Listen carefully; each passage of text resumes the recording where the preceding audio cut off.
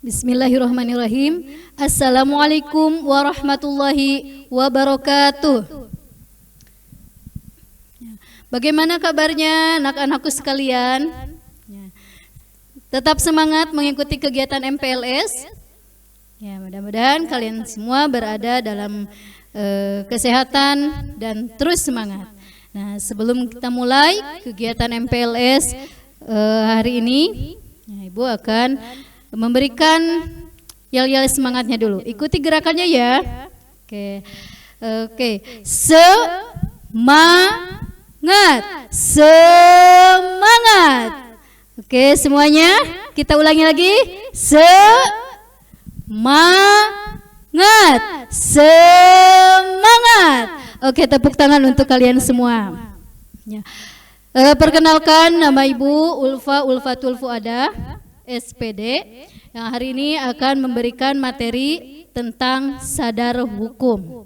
Nah, apa yang terlintas di benak kalian mengenai hukum? Ya, oke, kita lanjutkan. Kita bahas materinya.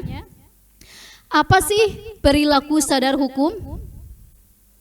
Nah, kesadaran hukum adalah kesadaran diri untuk patuh kepada hukum atau aturan-aturan yang berlaku tanpa adanya paksaan, tekanan dari pihak manapun. Nah, tujuannya agar ketertiban, kedamaian, dan ketentraman serta keadilan dapat diwujudkan dalam pergaulan antar sesama. Nah, di sini tentunya ada indikator sadar hukum. Yang pertama yaitu tentang pengetahuan tentang hukum. Peraturan dalam hukum harus disebarkan secara luas dan telah sah. Nah, berarti harus ada yang mensahkan hukum tersebut. Peraturan hukum yang dimaksud di sini adalah hukum tertulis maupun hukum yang tidak tertulis. Perilaku tersebut menyangkut perilaku yang dilarang oleh hukum maupun perilaku yang diperbolehkan oleh hukum. Yang kedua, ketaatan terhadap hukum.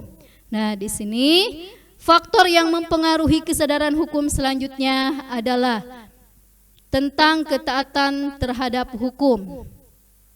Apabila kita taat terhadap hukum, maka seluruh kepentingan masyarakat akan tergantung pada ketentuan dalam hukum itu sendiri. Namun juga ada anggapan bahwa kepatuhan hukum justru ya, disebabkan dengan adanya takut terhadap hukuman atau sanksi atau punishment yang akan didapatkan ketika melanggar hukum. Nah, apakah kalian takut jika melanggar hukum? Nah, maka kita harus selalu taat pada hukum. Sadar hukum di lingkungan keluarga. Ini yang pertama yang kalian terapkan. Setiap anggota keluarga harus dapat mengembangkan kesadaran diri dengan membiasakan berperilaku seperti di bawah ini. Seperti apa? Yaitu selalu menjaga nama baik keluarga, mentaati aturan keluarga yang berlaku. Kita harus taat aturan yang dibuat di keluarga, menggunakan fasilitas keluarga secara baik, mendengarkan nasihat dari orang tua, dan menghormati semua anggota keluarga. Itu sadar hukum di lingkungan keluarga.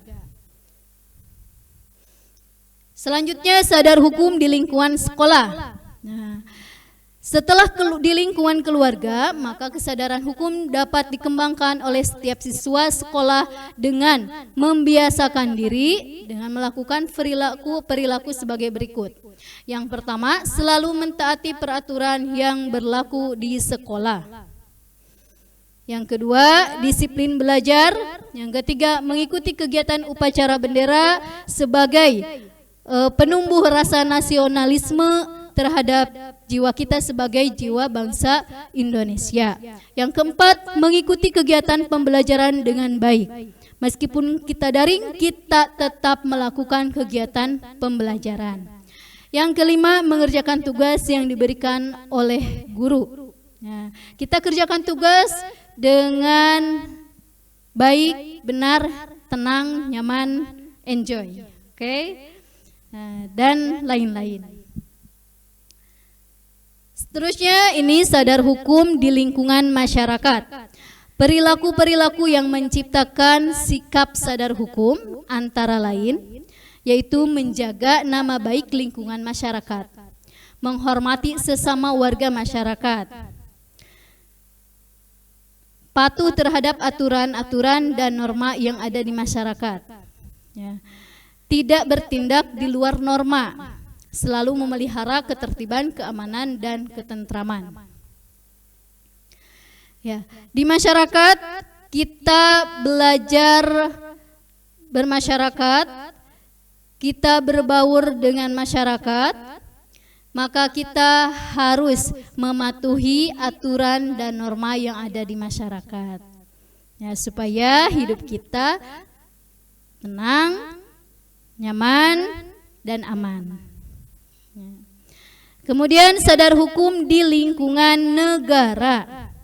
Di sini meliputi menjaga nama baik bangsa dan negara, taat dan patuh dalam menjalankan aturan-aturan yang dikeluarkan oleh negara, membayar pajak, saling menghormati antara sesama warga, dan saling menghormati antara sesama warga yang berbeda agama. Karena di Indonesia ini kita memiliki beberapa agama, ya, sehingga kita harus bisa saling menghargai dan menghormati. Ya, selanjutnya usaha untuk meningkatkan kesadaran hukum. Nah, di sini kita harus berusaha meningkatkan kesadaran hukum dalam diri kita. Yang pertama ada tindakan. Tindakan ini yaitu dalam bentuk hukum. Ya, dalam bentuk hukuman jika melanggar hukum dan penghargaan bagi yang mentaati hukum. Di sini orang yang melanggar hukum tentunya ada punishment, ada hukuman. Contoh, ya kalau di rumah kalian melanggar hukum oleh orang tua pasti akan bagaimana? Iya, jadi kalau misalnya kalian melanggar hukum, tentunya pasti ada punishment, ada hukuman. Ketika kalian mentaati hukum, tentunya ada penghargaan. Penghargaan itu bukan saja berupa materi, tapi bentuk moral. Contohnya seperti pujian, merasa aman, merasa nyaman, itu merupakan penghargaan bagi kalian yang bertindak mentaati hukum. Yang kedua adalah pendidikan. Pendidikan adalah salah satu cara yang tepat untuk menyampaikan tentang pengetahuan, pemahaman, kesadaran hukum orang lain, dan menerima hukum. Ya, hal ini tentunya bisa dimulai dari lingkungan keluarga, lalu ke sekolah, dan baru kemudian ke masyarakat secara luas. Ya, di lingkungan sekolah ada tata tertib yang harus kalian taati. Kita harus bangga dengan sekolah kita, yaitu di mana? SMK Farmasi Pasundan Kawali. Ya tentunya, ya tata tertib yang dituliskan di SMK Farmasi Pasundan Kawali akan berbeda dengan sekolah-sekolah yang lainnya. Ada aturan khusus yang dipakai di SMK Farmasi Pasundan Kawali, di mana kalian di sini harus bangga menjadi peserta didik SMK Farmasi Pasundan Kawali. Ya, selanjutnya kampanye. Tahu nggak kalian kampanye itu apa? Nah, kampanye ini merupakan salah satu bentuk pengenalan terhadap hukum.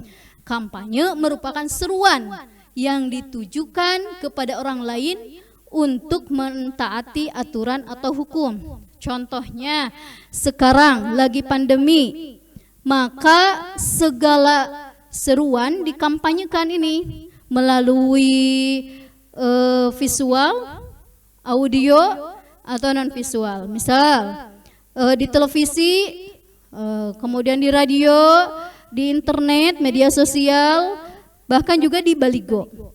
Seruan gerakan 6M, mencuci tangan, memakai masker, menjaga jarak, mengurangi mobilitas, melaksanakan vaksinasi, menghindari kerumunan. Nah, itu merupakan seruan kepada orang lain untuk mentaati. Yang keempat adalah keteladanan. Nah, ini menjadi unsur penting untuk menumbuhkan kesadaran hukum di masyarakat. Seringkali kesadaran hukum masyarakat sulit tumbuh karena tidak adanya keteladanan dari para pemimpin ataupun penegak hukumnya itu sendiri. Maka kita harus menjadi teladan untuk diri kita sendiri dan untuk orang lain. Kita dimulai dari kita sendiri. Ya, kita mulai dari kita sendiri, menjadi teladan untuk diri kita sendiri dan untuk orang lain. Oke, selanjutnya ini materi tentang sadar hukum. Ya, sampai di sini. Ya. Jika kita ingin hidup lebih baik, maka kesadaran hukum harus muncul dari diri kita sendiri. Oke, ulangi lagi ya.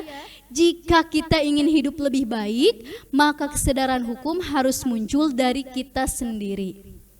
Hidup tertib, aman, tentu nyaman. Ya, oke, hidup tertib, tentu aman dan nyaman. Oke, sekian dari Ibu materi hari ini mengenai sadar hukum. Semoga kita menjadi teladan bagi diri kita sendiri untuk mentaati aturan yang ditetapkan dari sekolah maupun pemerintah. Untuk itu kita semua agar hidup nyaman dan aman. Ya. Sekian dan terima kasih. Assalamualaikum warahmatullahi wabarakatuh.